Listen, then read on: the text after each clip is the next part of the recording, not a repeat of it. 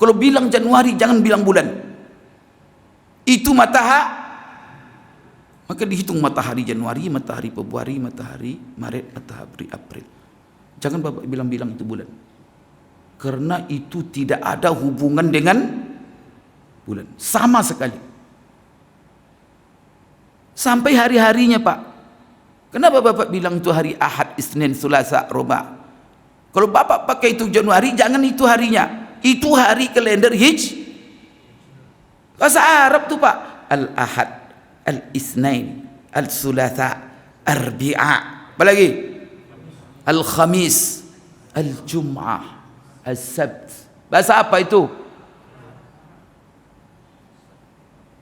Idza nudiya lis-salati min yaumil Jum'ah. Yang herannya kalendernya Masehi tapi namanya bulan. Ini apa yang membuat kita seperti ini nih?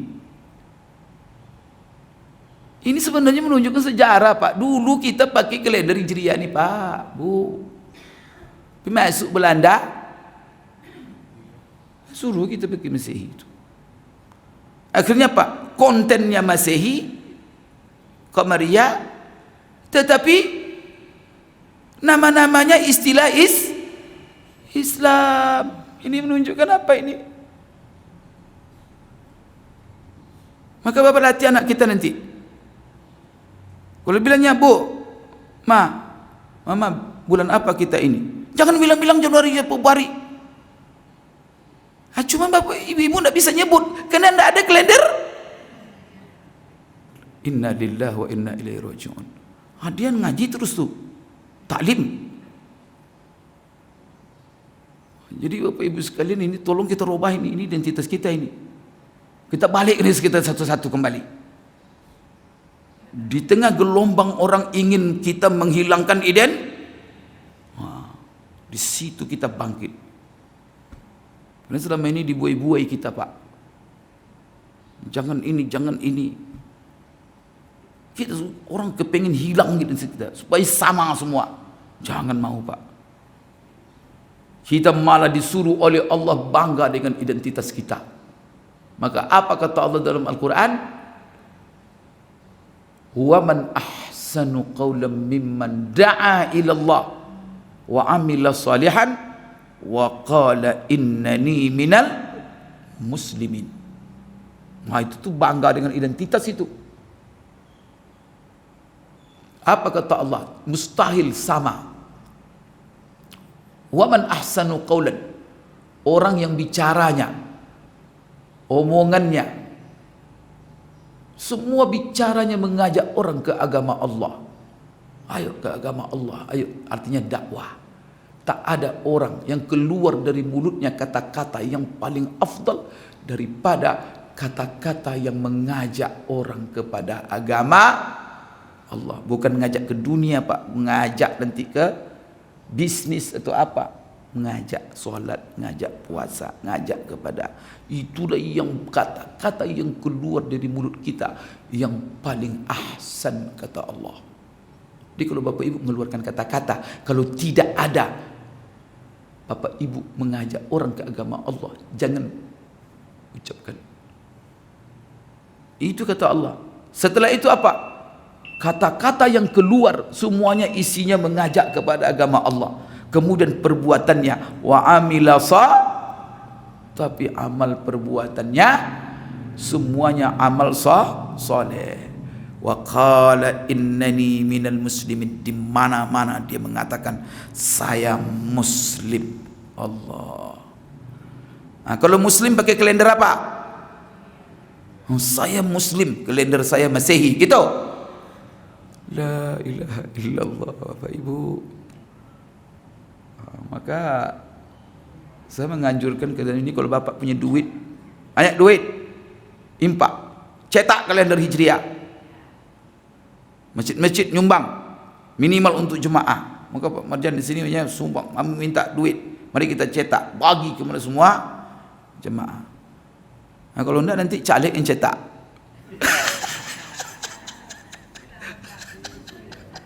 Gitu baca dia. Kalau nak cari ya enggak apa-apa. Kalau mau nanti ambil di mobil saya, ada saja.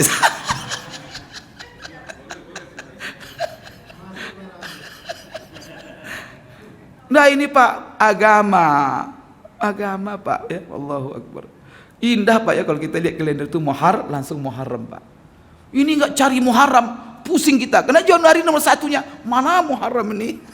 Karena pertamanya masih di bawahnya. Atau di mana-mana letaknya, di paru-paru letaknya. Bingung Bapak mencari mana Rajab mana? La ilaha illallah. Bapak Ibu sekalian, pas kita lihat kalender Muharram, Safar, Rabiul Awal. Nanti Januari cari, di mana Januari? Atau untuk apa-apa itu? Karena itu dunia. Nggak ada masalah untuk dunia. Menghitung kapan gaji masuk, itu nanti cari Januari. Kapan nanti duit cair? Lihat apa? Nggak ada masalah. Boleh kata jumhur ulama, tapi untuk masalah dunia. Tapi kalau untuk masalah agama Pak, itu kita pakai kalender. Jadi Bapak Ibu sekalian, ditanya apa bulan-bulan haji? Tidak ada yang tahu. Pada bulan haji itu Pak, bulan hubungannya dengan kalender. Maka harus familiar dengan kalender Hijriah. Maka bulan haji itu apa? 3. Syawal, Zulqa'dah, Zulhijjah. Maka kalau kita sudah masuk ini bulan-bulan, ini bulan haji. Allahu Akbar. Maka kalau orang pengen haji, inilah jadwal-jadwalnya. Tidak boleh meleset. Keluar dari ini. Maka kalau sebelum 1 Syawal pergi ke Mekah, niat haji tidak sah. Kalau lebih daripada 10 Zulhijjah tanggal 11, kalau ada yang berangkat tanggal 11 Zulhijjah ke Mekah, niatnya labbaik Allahumma hajjan. Kira-kira mana? Kenapa tidak sah? Waktunya lewat. Atau apa itu ibadah, itu rukun Islam itu. Kemudian juga Bapak Ibu sekalian coba ditanya, mungkin kalau Bapak Ibu, saya selalu kaji ini, mungkin Bapak Ibu tahu kalau yang ikut majelis ilmu ini. Tapi coba yang tidak mengaji, tidak tahu sama sekali Bapak Ibu. La ilaha illallah. Padahal Allah naskan dalam Quran, inna iddatas syuhuri indallahi 12 syahran fi kitabillah yauma khalaqas samawati wal arda minha arba'atun hurum. Sesungguhnya hitungan bulan dalam setahun kata Allah 12. Di antara 12 itu 4 sebagai bulan-bulan haram. Siapa yang menetapkan ini sebagai bulan-bulan haram? Allah, Quran Pak. 4 sebagai bulan haram. Sekarang saya tanya jemaah-jemaah itu sebanyak-banyak, coba sebut 4 bulan haram.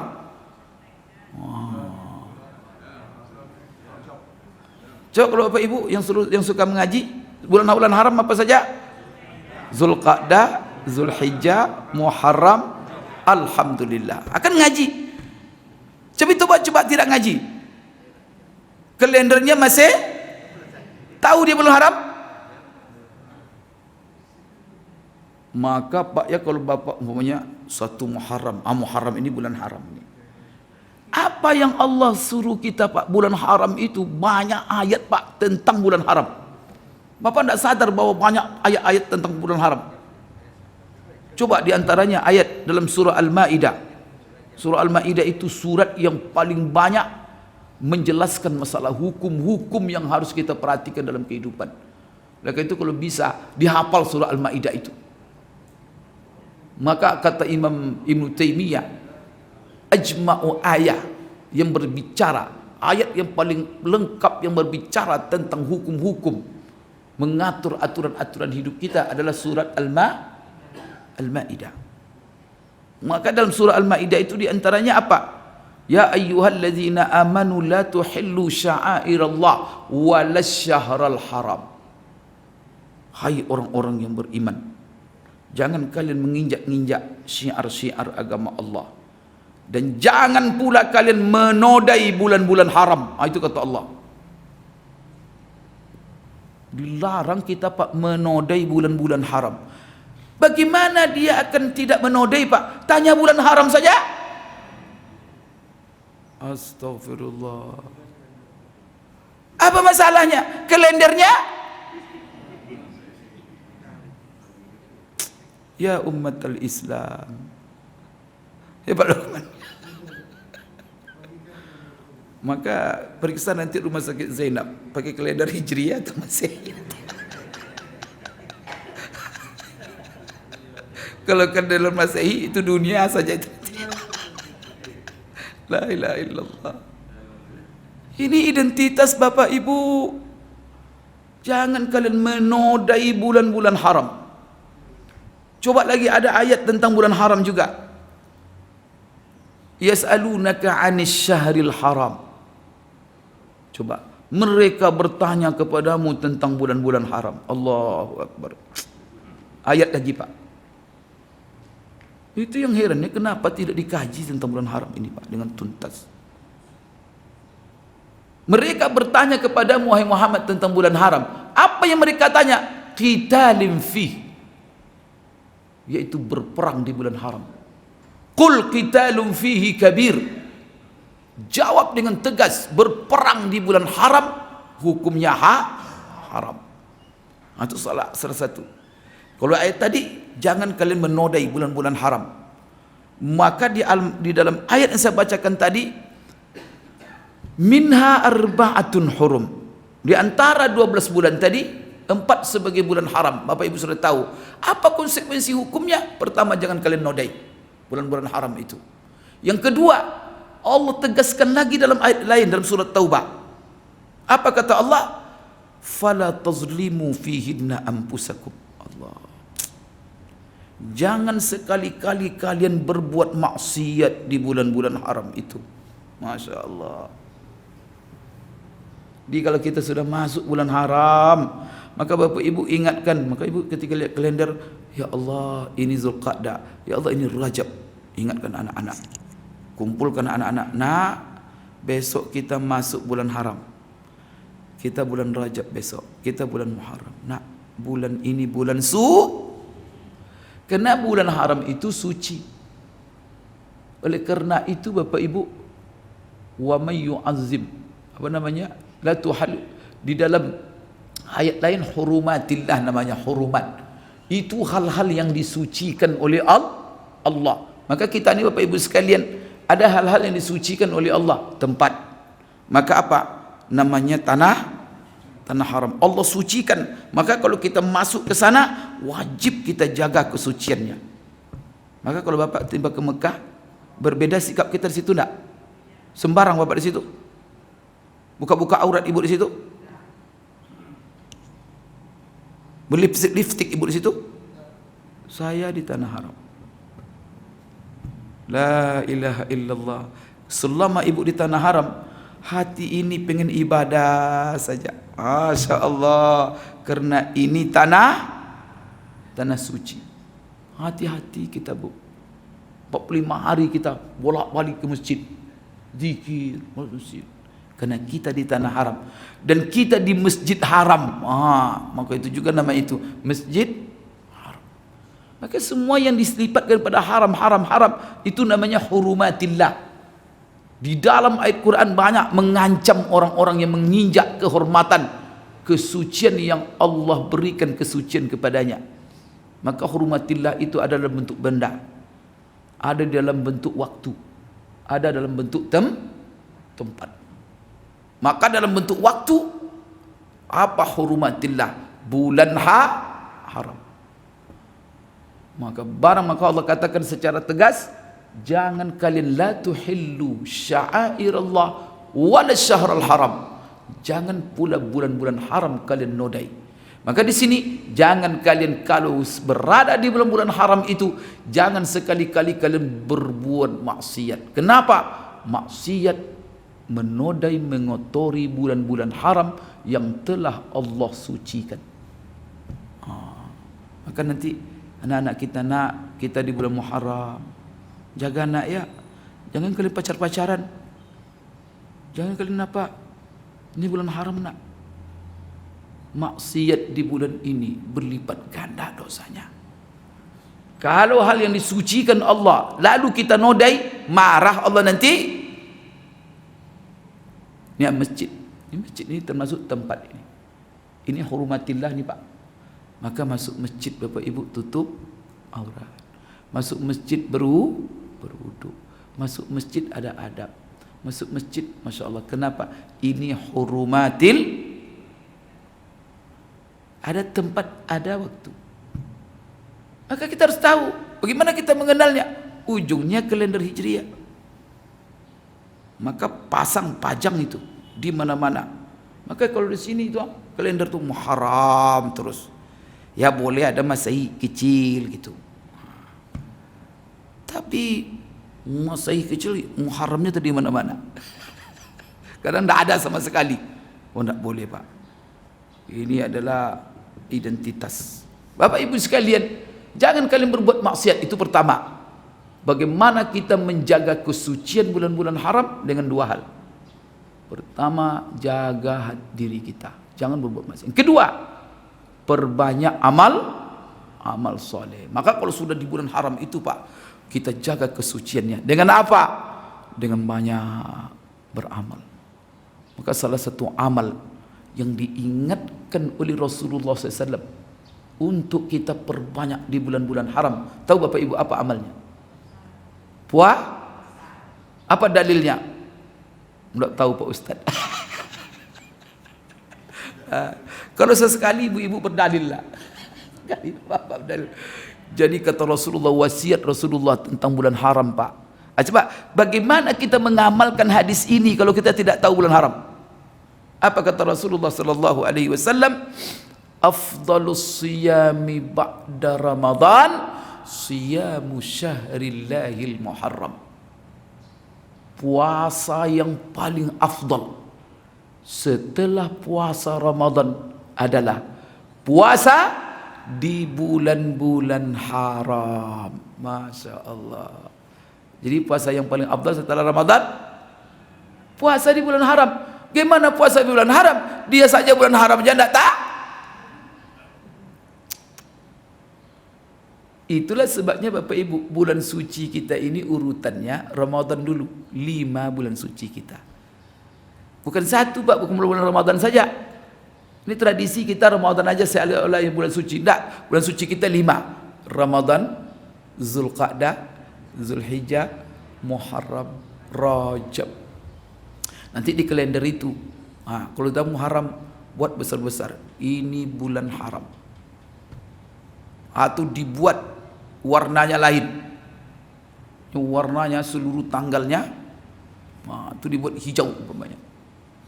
Menunjukkan nanti buat keterangan. Apabila dibuat tanggal ini adalah bulan-bulan haram. Itu kalender ibadah itu Pak. Berpahala kita membuatnya. Ini Pak, peringatan ini, itu aja isinya. Baca itu kalender apa itu? Berpahala itu. Tanggal ini peringatan hari ibu, hari bapak, hari kakek, hari nenek.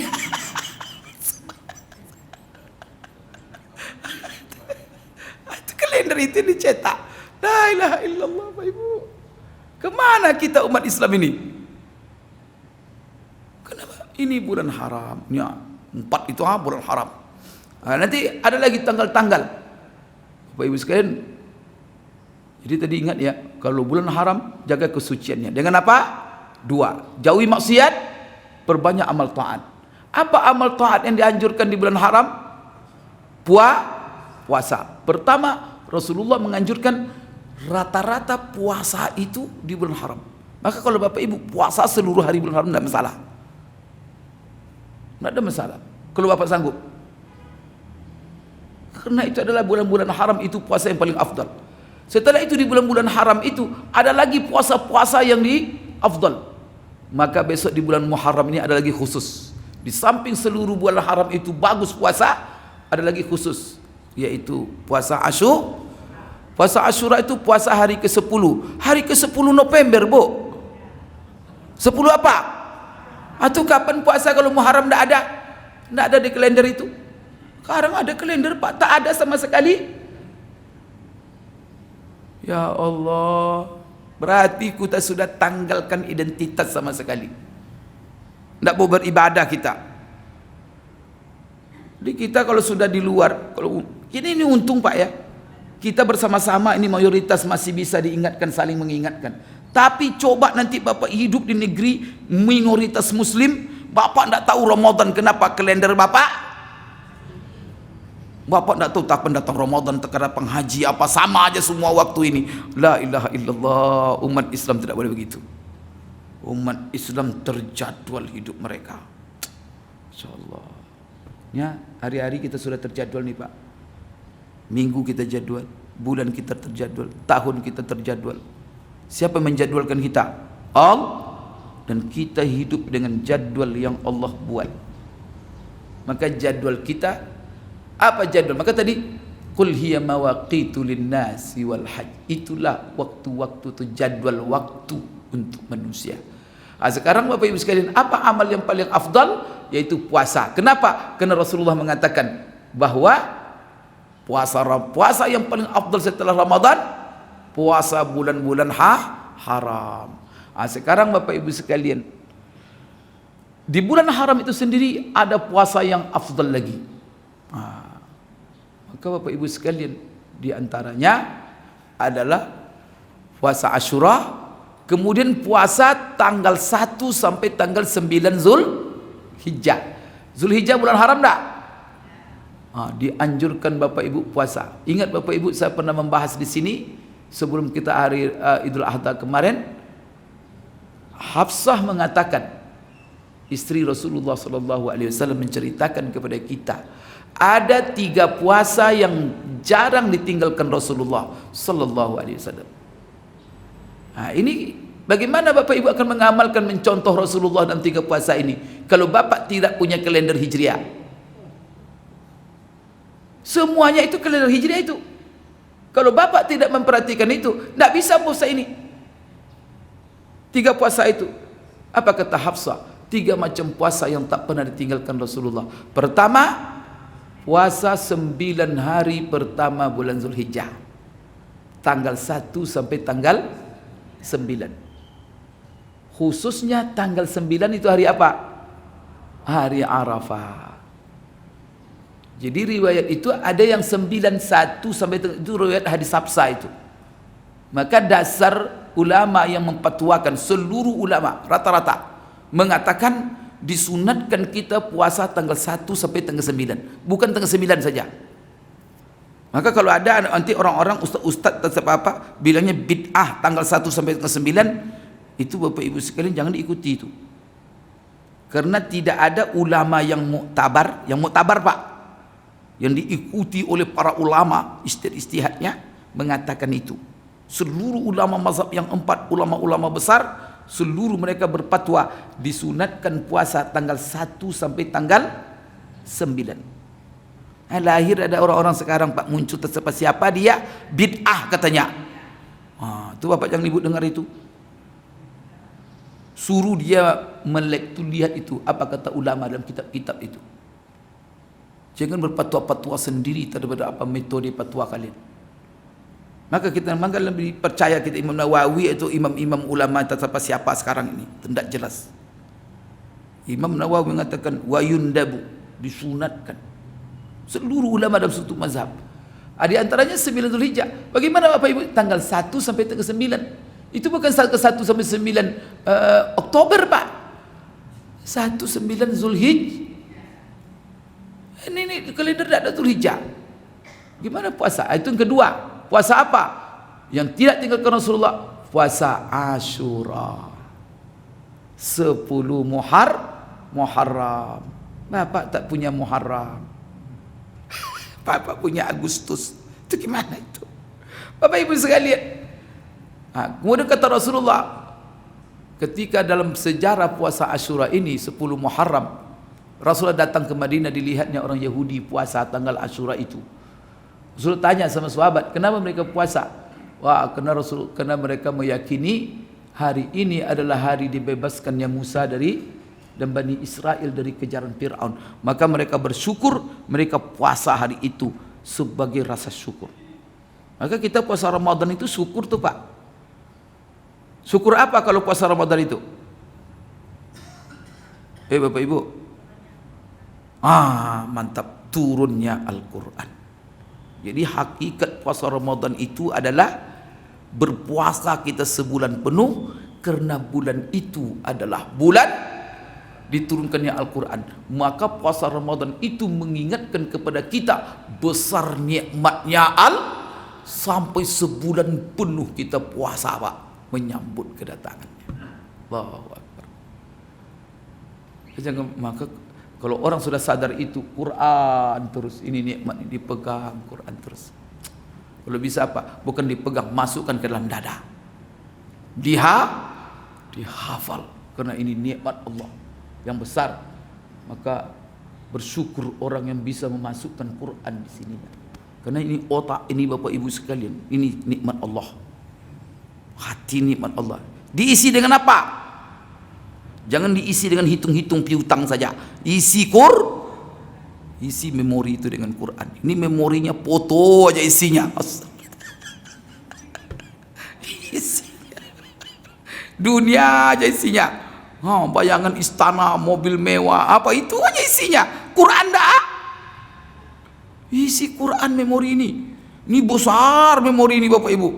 Masukkan juga lah mobil, tidak masalah. Tapi apa? Isi juga. Besar memori kita nih Pak. Jangan dengan hitung-hitung dunia aja isinya ini.